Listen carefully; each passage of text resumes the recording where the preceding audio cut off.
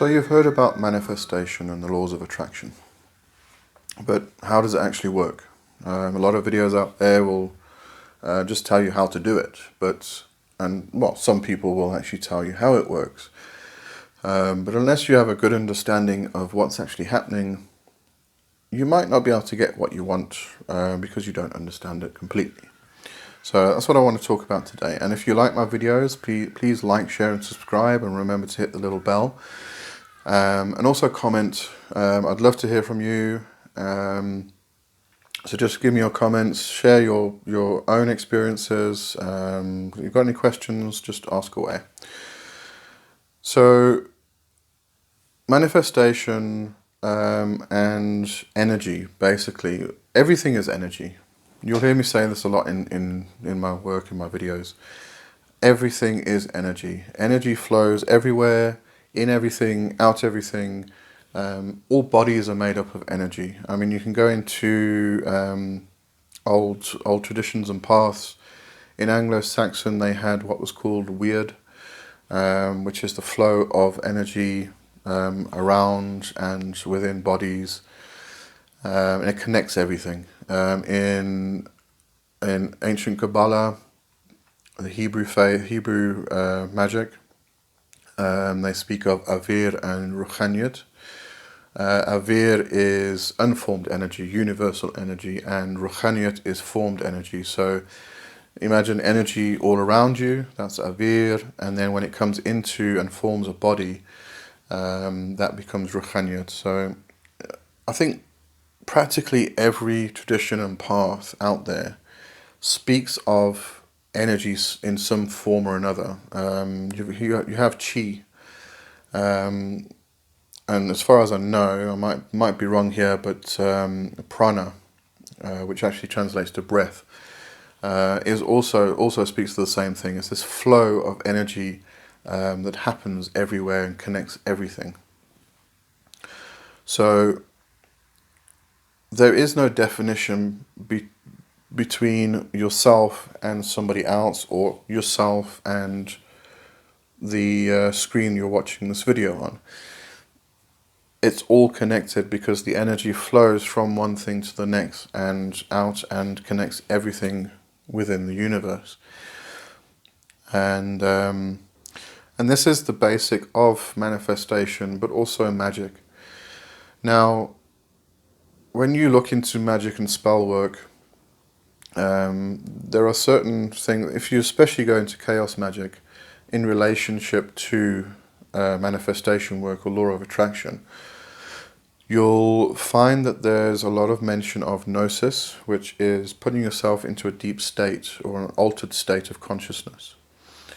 And through that state, you pass your intent from your conscious mind to your subconscious mind. And that's what you're doing with law of attraction and manifestation methods. So we speak of the 80-20 rule, and I spoke about this in a previous video. The 80-20 rule basically is that during a period where your mind is active, you are 80% conscious and 20% subconscious. When you're in a deep state, or an altered state, in a state of Gnosis, that shifts. So you're your conscious mind is 20% active and your subconscious mind is 80% active. So what you're trying to do is shift from that conscious state to the subconscious state. And through that process, you transfer your intent from the conscious mind to the subconscious mind. And when it's in the conscious mind, it then can go out into the universe and connects with the energy that's all around, and the intent then becomes real. So that's the basis of it. But with law of attraction and manifestation methods, what we often find is that it's not just the intent that needs to take place. You also need to have that feel it real, as Neville Goddard speaks of.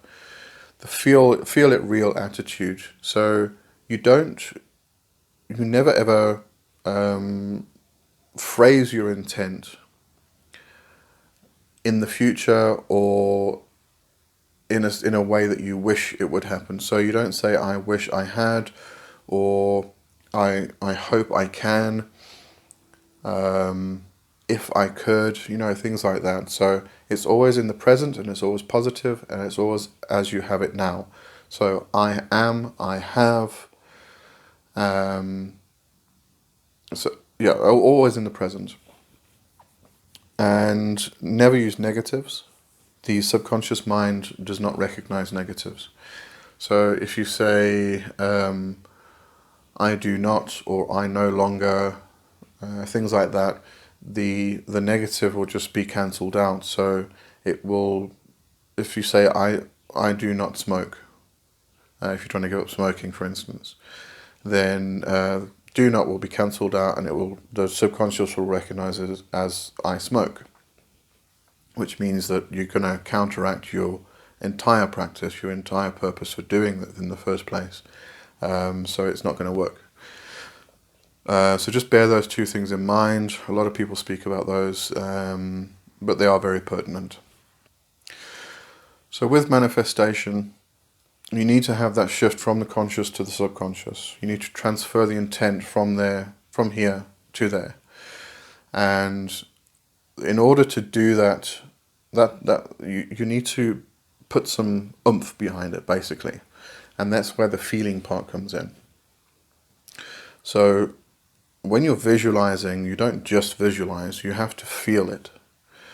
And I'm going to go into something that I haven't seen spoken about a lot in another video, which probably be next week or the week after. I'll upload that one. A lot of people battle with visualization. A lot of people battle with feeling it. And especially if you're in a situation where you're broke, you're down and out, to actually try and feel it is extremely difficult. I know first-hand experience. Trust me, I know. So I'm going to go more specifically into that and how to counteract that in another video. So watch out for that one. As I say, hit the subscribe button, hit the bell so that you'll be alerted when that one comes out.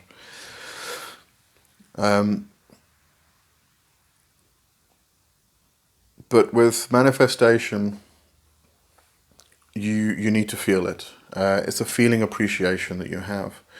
If you do battle with it slightly, then try and find gratitude.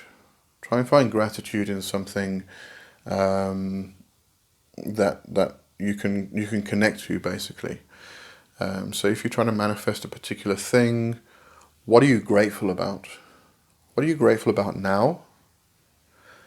You're grateful that, let's say you're trying to manifest more money into your life, a bigger paycheck, more business, whatever it may be. You're trying to manifest more money. Then be grateful for what you have now. So be grateful for the fact that you can pay your bills, if you can. Be grateful for that you've got a roof over your head that's keeping you dry when it's raining.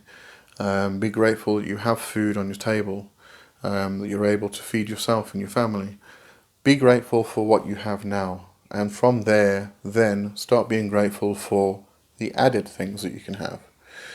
So you are more abundant. You do have a bigger paycheck. You do have more business coming in, which is bringing a lot more money in. You have all these things now. Because if we speak in terms of time, there are two concepts. There's lateral and there's linear time. Linear time is how we know it in our everyday life. You watch your clock, you'll watch your clock. And we speak in terms of seconds, minutes, hours, days, months, years, decades, etc., etc., etc. This is linear time. It's progression of time from one point to the next, and it can be recorded and seen, and it's how we recognize the progression of our lives, basically. Whereas lateral time is a lot different. There is no progression of time. Everything happens at the same time. So if you think in terms of lateral time, you may be at this point now where you are earning X amount.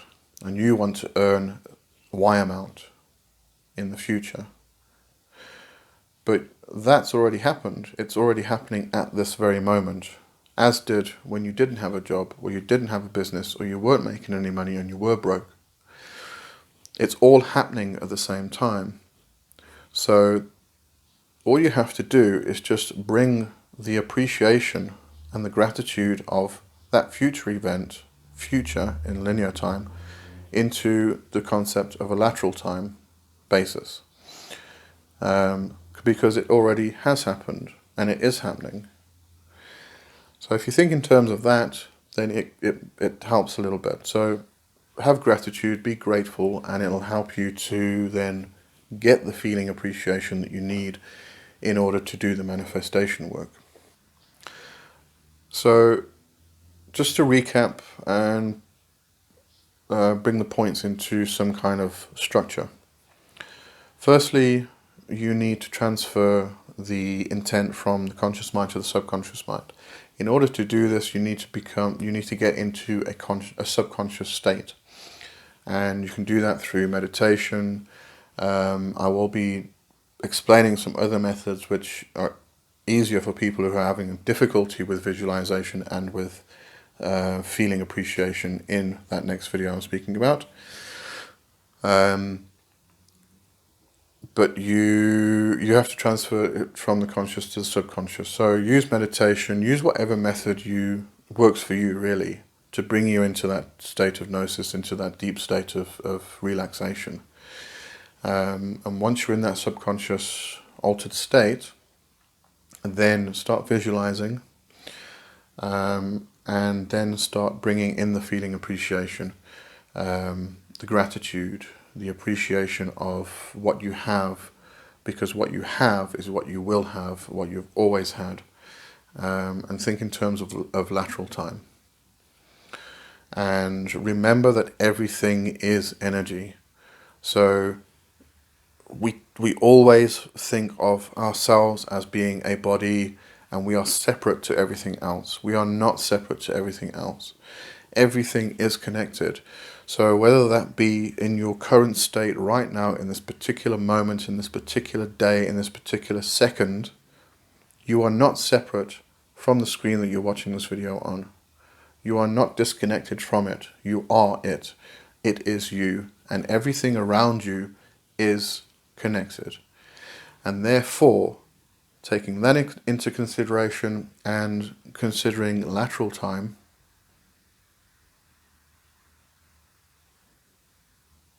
don't know why the lights just went out, but anyway. Taking that into consideration and considering lateral time, then what's happening now and what's happening in the future is connected. It's connected through lateral time. It's also connected through energy. And that's how it basically works. I also want to mention mirror neurons. Because not many people are talking about this one either. There's mention of it, but all the people who are focused on the law of attraction and manifestation techniques don't really talk about mirror neurons very often. To give you a brief idea of what mirror neurons are, it's been proven that you don't have to experience something in order to experience it, or experience it physically in order to actually experience it and get the emotional experience from it.